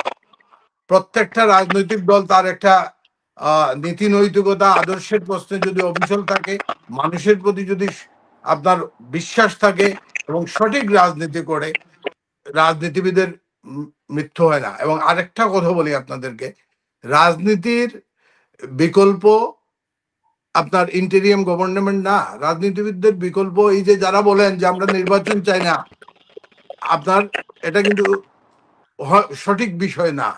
কেন এই অনাস্থাটা তৈরি হয়েছে সাধারণ মানুষের মধ্যে? রাজনীতিবিদদের মধ্যে বিভাজন, দুর্নীতি, স্বজনপ্রীতি, এবং এই ক্ষেত্রে সবচেয়ে চ্যাম্পিয়ন যারা বিদায় হয়েছেন তারা। আজকে দেখেন, এইভাবে একটা আদর্শকে শেষ করে দেয়া যায় না, আপনার বিরুদ্ধ মতকে এইভাবে জেলে পুড়ে ধ্বংস করা যায় না। এই যে জামাতকে যে ব্যান করা হলো আপনার শেষ মুহূর্তে এসে, সেটা কি মানে মানুষ, জনগণ কর্তৃক সেটা কি সমাদৃত হয়েছে? নিশ্চয়ই না। এবং আজকেও আমরা বিভিন্ন কারণে আপনার একটা কথাই আমরা ফোকাস পয়েন্টে নিয়ে আসতে চাই, এই ইউনূস সাহেব বা ইন্টেরিয়াম গভর্নমেন্ট বসেছে একটি সুষ্ঠু ইনক্লুসিভ নির্বাচন করার জন্য, এবং মানুষের যে জনগণের যে আকাঙ্ক্ষা, মানুষের ভোট দেওয়ার যে স্পৃহা, সেই আকাঙ্ক্ষা এবং স্পৃহাকে আপনার বাস্তবে রূপ দেওয়ার জন্য কার্যকরী পদক্ষেপ নেওয়া প্রয়োজন। ওনারা একটা নির্বাচনী রোডম্যাপ ঘোষণা করেছেন, আমরা দ্বিমত করছি সঙ্গত কারণে, এবং ওনাদের উদ্দেশ্য যদি সহত হয়, আগামীকালকে যে বৈঠক হবে যেটা আমরা অনুমান করতে পারি, সেটা আসন্ন নির্বাচনের ঘোষণাকে কেন্দ্র করেই, এবং একটা সমঝোতায় পৌঁছানো যায়, এবং সকল রাজনৈতিক দলের অংশগ্রহণে যদি একটি জনপ্রতিনিধিত্বমূলক সরকার আসে, তাহলে এইসব সমস্যার সমাধান করা সম্ভব। আরেকটি বিষয়, আমার দেশের স্বার্থ জলাঞ্জলি দিয়ে বহির্বিশ্বে আমার বন্ধু থাকবে, বহির্বিশ্বে পারস্পরিক শ্রদ্ধাবোধের সঙ্গে সমমর্যাদার বন্ধুত্ব হতেই পারে, সে আমার নেইবার হোক, দূরের বন্ধু হোক, কিন্তু দাসত্ব বাংলাদেশের মানুষ, বা অধীনতামূলক মিত্রতার আরেক নাম দাসত্ব। আপনাদের দাসত্ব বিগত সেই ক্ষেত্রে ধরেন ডক্টর মোহাম্মদ ইউনূসের সঙ্গে আপনাদের মানে দলের শীর্ষ নেতার যে বৈঠক, সেখানে যদি এরকম কোন প্রস্তাব আসে, চট্টগ্রাম বন্দর বিদেশিদের হাতে দেয়া, আমরা পরিষ্কার পরিষ্কার করে বলে দেওয়া হয়েছে আমাদের দলের পক্ষ থেকে অনেকবার, যে বন্দর বা যে পার্বত্য অঞ্চল নিয়ে যেসব করিডোরের বিষয়ে আমাদের দল সর্বোচ্চ পর্যায় থেকে এটা নির্বাচিত সরকারের দায়িত্ব, ইন্টেরিয়াম গভর্নমেন্টের দায়িত্ব নিয়ে পরিষ্কার করে বলা হয়েছে। এবং না না, যদি ভবিষ্যতের জন্য এরকম কোন বিষয়, এরকম কোন প্রস্তাব আসে, শুনেন গরিবের সুন্দরী বউ অনেকের বাবি হয়, বুঝছেন, অনেকেরই ভাবি হয়। না না, শেখ হাসিনার কথাটা আমি শেখ হাসিনার কিনা জানি না, ওনার জন্মের আগে তো এই কথাটা প্রচলিত আছে, হয়তো বলতেন, বাট ওনার জন্মের আগে তো এটা প্রচলিত। আমি ওনাকে কোট করছি না, আমি আমার কথাটাই বলছি। বিষয়টা হলো, শুনেন, আমরা বাংলাদেশ ভৌগোলিকভাবে এমন এক জায়গায় অবস্থান করছি, অনেকের চোখ আমাদের দিকে, বিভিন্ন ধরনের পারপাস সার্ভ করার জন্য বাংলাদেশকে একটা উর্বর ক্ষেত্র বানানোর একটা পরিকল্পনা আছে। তো বাংলাদেশকে যদি তার সক্রিয় বৈশিষ্ট্য নিয়ে স্বাধীনতা সার্বভৌমত্বকে প্রটেক্ট করে বাংলাদেশকে এগিয়ে নিতে হয়, তাহলে দরকার আপনার সবচেয়ে বড় বিষয় কি জানেন, যদি মানুষের কাছে পরিবর্তনের সুযোগ না দেন আপনি, মানুষ যদি আমার কর্মকাণ্ড মূল্যায়ন করে পরিবর্তন না করতে পারে, তখনই ফ্যাসিজমের জন্ম হয়। এবং মানুষও বুঝে ফেলে যে না, এদেরকে তো আর সরানো যাবে না, অতএব হয় কিছু মানুষ যায় চামচামি করতে, আর কিছু মানুষ আপনার যারা প্রতিবাদ করে ক্ষয়িষ্ণু হয়ে যায় এরা ধীরে ধীরে। কিন্তু এখন একটা সুযোগ তৈরি হয়েছে, এই ইন্টেরিয়াম গভর্নমেন্টের যদি রাজনৈতিক বা এনসিপি নতুন যে দল, এদের যদি রাজনৈতিক দুরভিসন্ধি ভিতরে থাকে, আমি বলবো এটা থেকে বের হয়ে এসে জাতিকে ওনারা মুক্তি দিন এবং একটি সুষ্ঠু, নিরপেক্ষ, অবাধ ও ইনক্লুসিভ নির্বাচনের মাধ্যমে প্রকৃত জনপ্রতিনিধিদের হাতে ক্ষমতা হস্তান্তর করে ওনারা সসম্মানে বিদায় নেন। এটাই জাতির এই মুহূর্তে সবচেয়ে বড় প্রত্যাশা। আর যারা দেখেন না, ওই যে আপনার খুচরা পার্টি, এরা জনগণের ওই যে আপনার বলে না যে নির্বাচনের দরকার নেই, আরে ভাই, নির্বাচনের দরকার না হলে এত রক্ত ঝরলো কেন আজকে? যে আমি আপনার কাছে ফিরবো শরীফুজ্জামান, আমি শেষ করতে হবে, তার আগে একটু সায়েদ আবিদিন আপনার কাছে যেতে চাই। জি বলুন, আপনি বলতে চাচ্ছিলেন কিছু। খুব সংক্ষেপে তিনটা কথা। আমি বিএনপি কে রিপ্রেজেন্ট করছি না, আমি ইউনূস সাহেবের কথা বলছি। তো ইউনূস সাহেবের আমাদের পররাষ্ট্র উপদেষ্টা যিনি, উনি বললেন যে নীতিগত সিদ্ধান্ত হয়েছে করিডোর দেওয়ার, আর কিছুদিন আগে ওনারা বলতেছেন কোনো আলোচনা হয়নি। অথচ করিডোর দেওয়ার জন্য ওনারা বলেছেন জাতিসংঘ এটা চায়। কিছুদিন আগে জাতিসংঘের প্রতিনিধি বলে দিল বাংলাদেশে এটা জাতিসংঘ এগুলো জানেও না। এই যে মিথ্যাচার কেন করছেন? কারণ ওনাকে দিয়ে করানো হচ্ছে। একটা ওয়েস্টার্ন ওয়ার্ল্ড, বিশেষ করে আমেরিকা চাচ্ছে একটা করিডোর। আমাদের মাননীয় প্রধানমন্ত্রী শেখ হাসিনা বলেছিলেন যে পার্শ্ববর্তী দেশ একটা ঘাঁটি চায়, একটা দেশ করতে চায়, বাংলাদেশের কিছু অংশ নিয়ে, বার্মার কিছু অংশ নিয়ে। তো এই জিনিসটা যে ওনারা করতে চান, এটা তো পরিষ্কার, দিবালোকের মতো পরিষ্কার। এটা করার জন্য রাস্তা খোঁড়াখুড়ি যা কিছু সবকিছু ব্যবস্থা ওনারা করে ফেলেছেন। বন্দরটা বিদেশকে দিয়ে দিয়েছেন। আমি বিএনপিকে এখানে দোষারোপ করছি না, বিএনপি এটার পক্ষে বলেছে এটাও বলছি না, আমি ইউনূস সাহেবের কথা বলতেছি। এটা তো ফ্যাক্ট, এগুলো তো পত্রপত্রিকায় আসছে। আমি সাধুবাদ জানাই যে বিএনপি এটার বিরোধিতা করেছে। বাংলাদেশের কোন রাজনৈতিক দল বঙ্গবন্ধু শেখ মুজিবুর রহমান 70-তে দেন নাই, পরবর্তী জিয়াউর রহমান যখন প্রেসিডেন্ট হয়েছিলেন উনি তখনও দেন নাই, কারণ ওনার কাছেও চাওয়া হয়েছিল। পরবর্তীতে এরশাদ যখন প্রেসিডেন্ট হয়েছিলেন ওনার কাছেও চাওয়া হয়েছিল, এটা দেওয়া হয় নাই। পরবর্তীতে বাংলাদেশের প্রাক্তন প্রধানমন্ত্রী বেগম খালেদা জিয়া প্রধানমন্ত্রী হয়েছিলেন, ওনার কাছে চাওয়া হয়েছিল, উনি দেন নাই। পরবর্তীতে শেখ হাসিনাও দেন নাই। কেন? এগুলো হচ্ছে রাজনৈতিক দল, এরা দিন শেষে মানুষের কাছে যায়, মানুষের ভোটের কাছে যায়, মানুষের ওপিনিয়ন এদের ব্যাটার করে ওদের কাছে। এরা দেশকে কোনো না কোনো ভাবে, এদের প্রতি দেশের অনেক মানুষের সমর্থন আছে। যে যাই বলুক না কেন, কেউ যদি বলে, এই যে অনেক অনেক জরিপ হয়েছে, জরিপে বলা হয়েছে বিএনপির সমর্থন 5%, আমি এটা বিশ্বাস করি না। বিএনপির সমর্থন কোনোদিনই 30%-এর নিচে ছিল না। অনেক জরিপ বললে আওয়ামী লীগের সমর্থন 10%, আমি এটা বিশ্বাস করি না। আওয়ামী লীগের সমর্থন কোনোদিনই 40%-এর নিচে ছিল না।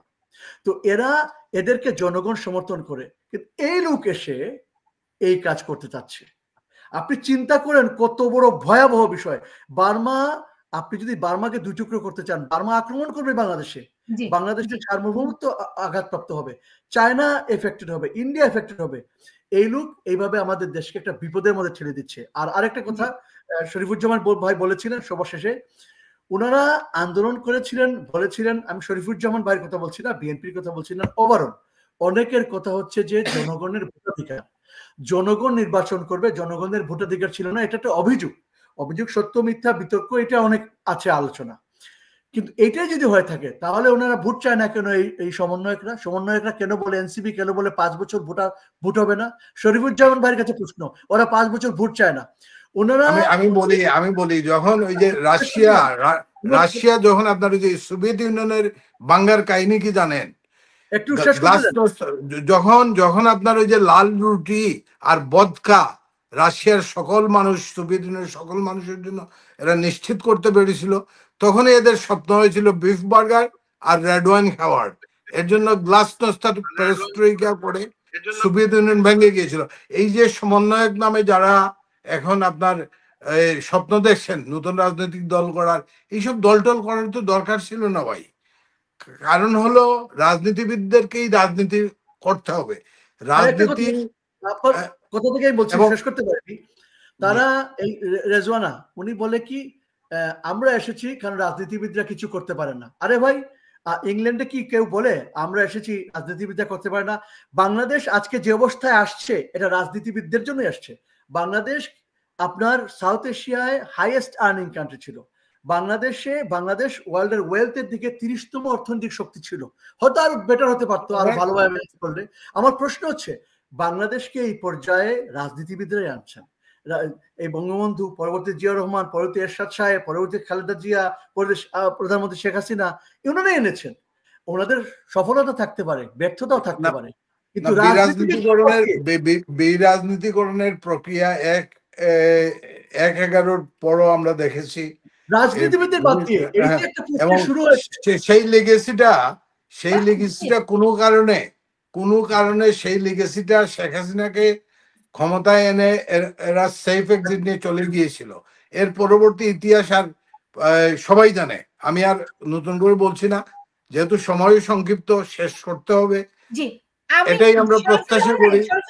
এখানে একজন মন্তব্য করেছেন যে বিএনপি মেটিকুলাস প্ল্যানের অংশ, এতে কোনো সন্দেহ নাই।